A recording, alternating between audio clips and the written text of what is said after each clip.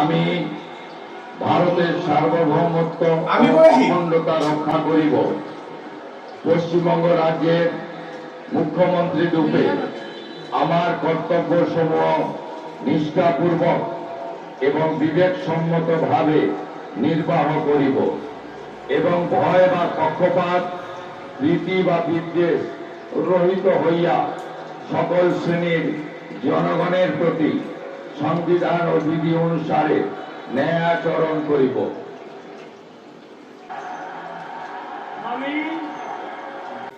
ঈশ্বরের নামে শপথ করিতেছি যে পশ্চিমবঙ্গ রাজ্যের মুখ্যমন্ত্রী রূপে যে কোনো বিষয় যাহা আমার বিবেচনার জন্য আনীত হইবে বা আমি জ্ঞাত হইব, তাহা মুখ্যমন্ত্রী রূপে আমার কর্তব্য সমূহের যথাযথ নির্বাহের জন্য যেরূপ আবশ্যক হইতে পারে তদ্গতিকে আমি প্রত্যক্ষ বা পরোক্ষভাবে কোনো ব্যক্তি বা ব্যক্তিগণের নিকট জ্ঞাপন করিব না বা প্রকাশ করিব না।